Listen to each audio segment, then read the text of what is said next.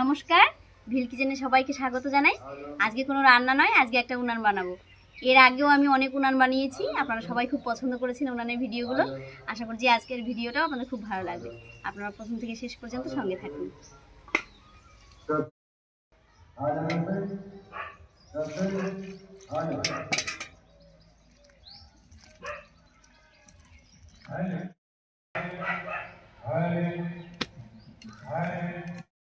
উনুন বানানোর জন্য মাটিটা আমি গোবর, খড় আর মাটি একসঙ্গে করে মেখে নিয়েছি।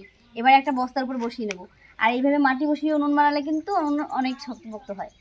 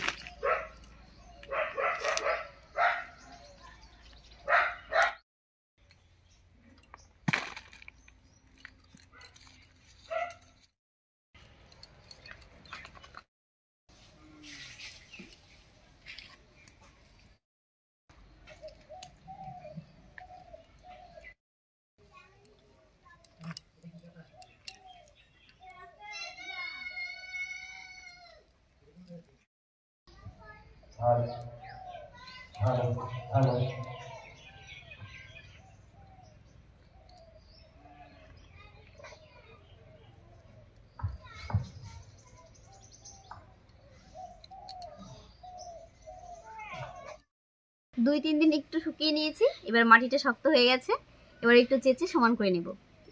তারপরে উল্টে উনুনটা কাটবো।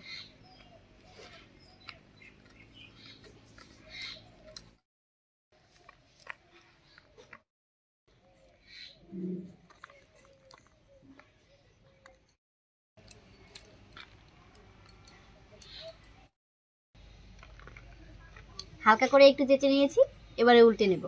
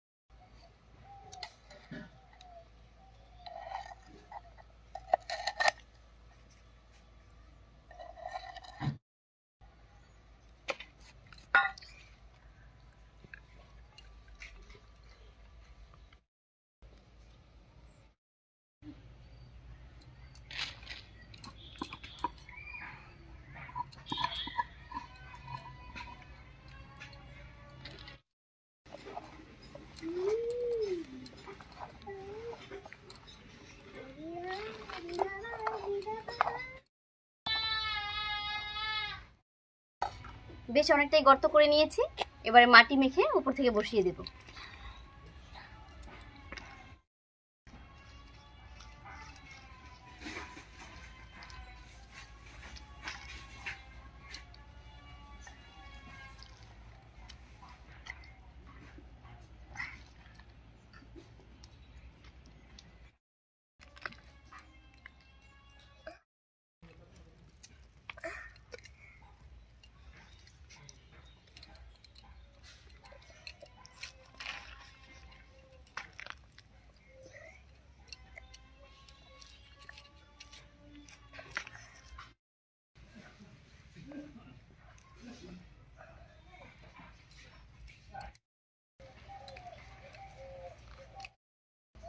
মাটির জিনিস তো একদিনে বেশি কাজ করা সম্ভব নয়। আজকে এই পর্যন্তই রেখে দেব, কালকে আবার করব।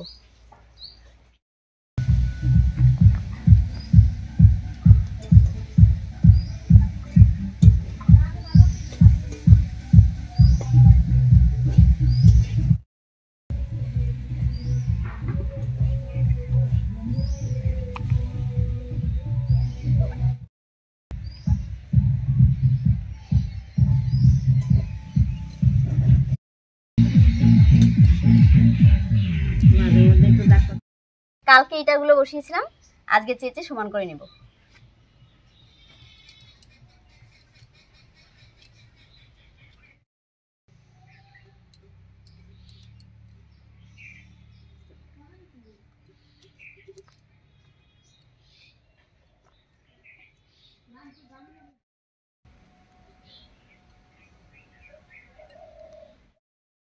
সম্পূর্ণ উনুনটা আরেকবার চেঁচে নিয়েছি। এবারে মাটি মেখে মাটির প্রলেপ দেব।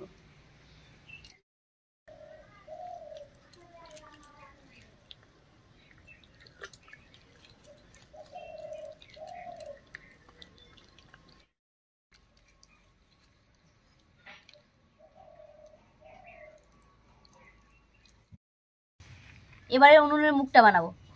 একটা বাটি মেপে গোল করে নিচ্ছি।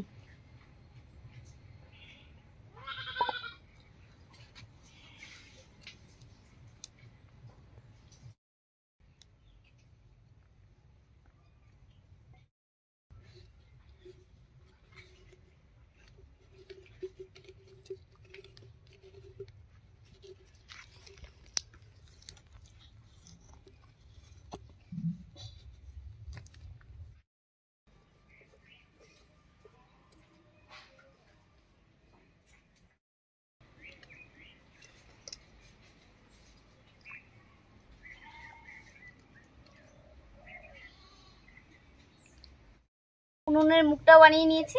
এবার সম্পূর্ণ উনুনটা লেপে নেব।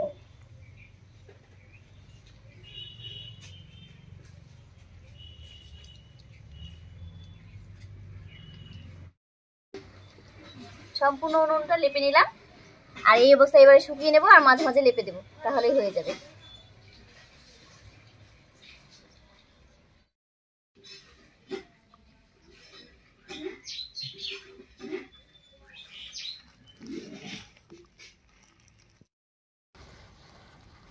আজকে আরেকবার উনুনটা লেপে নিলাম। এবারে খুব ভালো করে রোদে শুকিয়ে নিলে রান্নার জন্য রেডি হয়ে যাবে উনুনটা।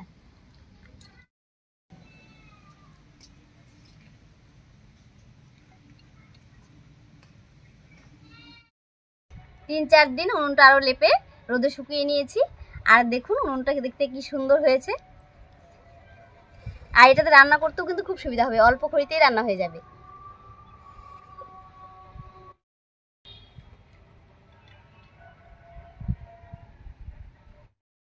এর আগে একটা উনুন বানিয়েছিলাম, তো একজন দিদি ভাই কমেন্ট করে বলেছিল যে দেখতে অনেকটা জনতা স্টোভের মতো হয়েছে।